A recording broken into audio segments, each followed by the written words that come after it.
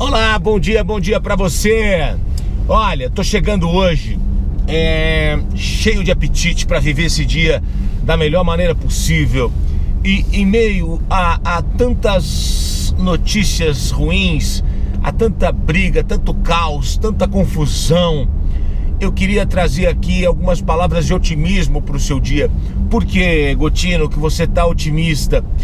Eu tô otimista porque eu acho que o brasileiro tem muitas coisas boas e eu tento ver o copo sempre meio cheio.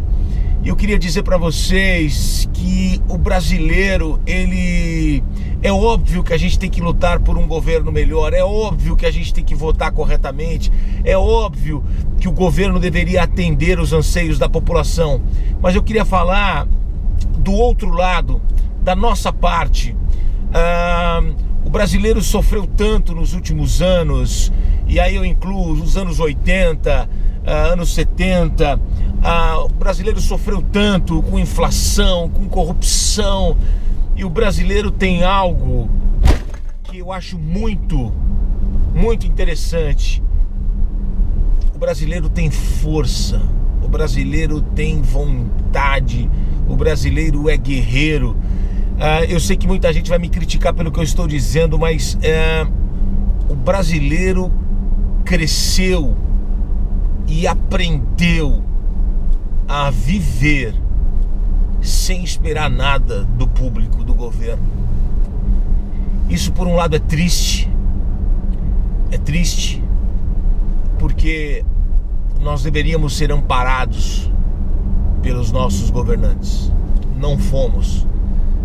Mas, como eu sempre tento ver o lado positivo, eu vejo o brasileiro saindo para trabalhar todos os dias, saindo para procurar emprego todos os dias, e o brasileiro olha, eu conheço mais de 20 países, e eu não conheço um povo como o nosso povo.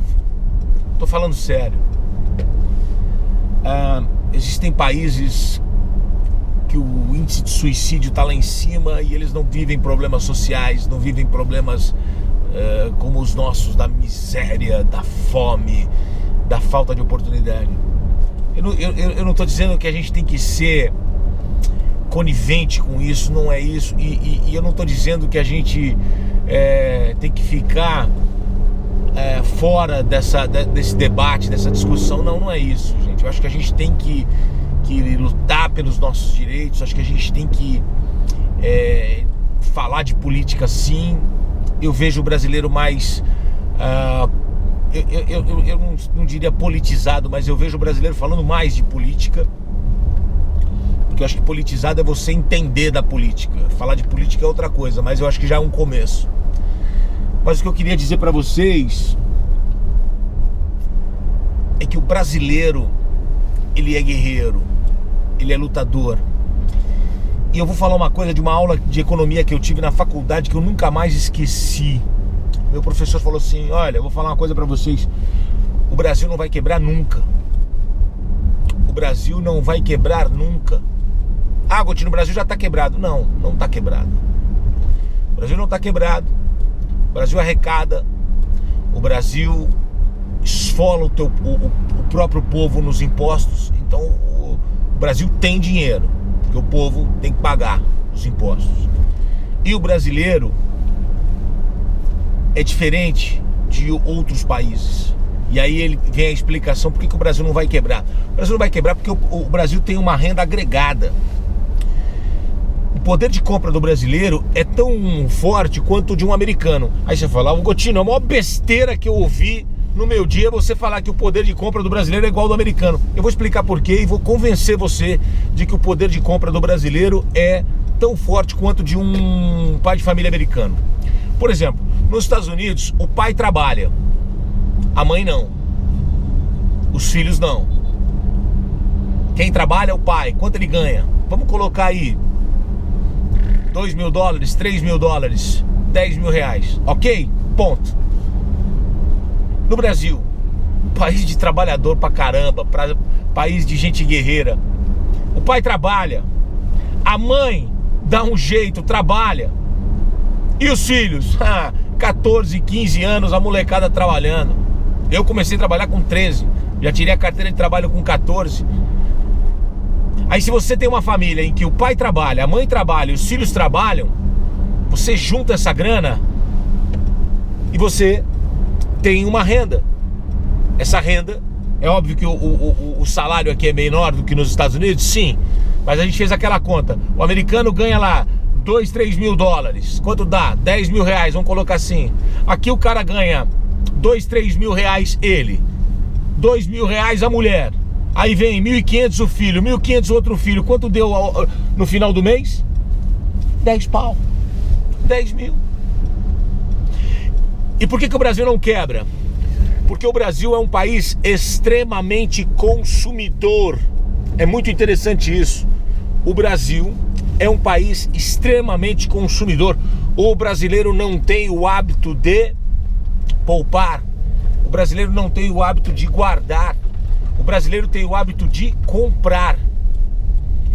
Eu já fui em casas humildes fazer reportagem e vi pessoas com aparelhos de TV melhores do que eu tenho na minha casa. O brasileiro compra. E aí, esse mesmo professor Ronaldo, ele falou uma coisa muito interessante. Ele trouxe uma tabela, ele trouxe uma pesquisa que fala que o Brasil está entre os maiores consumidores do mundo nos mais variados produtos. Ou está em primeiro, ou está em segundo, ou está em terceiro. Está na lista dos 10 mais consumidores de qualquer tipo de produto. Bolacha, macarrão. Aí ele foi para uma pesquisa, produtos para montanhismo. Tem montanha aqui, o pessoal faz escala, alpinismo. Não, o brasileiro está entre os maiores consumidores de produtos para montanhismo. Vai entender a cabeça do brasileiro. Ó, Godinho, isso é coisa de rico. Não importa, eu tô dizendo, o que os caras compram, consomem. O brasileiro consome tudo, a todo tempo. Isso movimenta a economia.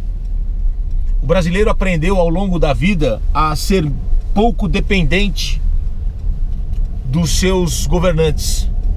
Isso tem um lado bom e tem um lado ruim. Mas o que eu tô querendo dizer é isso. A gente não pode esquecer quem a gente é. A gente não pode esquecer. Outra coisa que eu acho interessante compartilhar. O Brasil é um país extremamente novo. Embora a gente tenha acontecido ali o descobrimento em 1500, as coisas demoraram muito para acontecer. E mesmo de 1500 para cá são 518 anos. É tudo muito novo. Nossa Constituição nova. O que a gente tem que entender é que é um país de gente boa, de gente trabalhadora.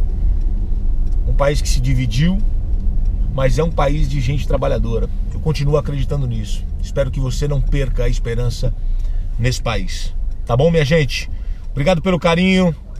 Esse é o vídeo que eu queria compartilhar com vocês hoje. Espero que você tenha gostado. Um beijo grande e a gente se encontra. Tchau, tchau.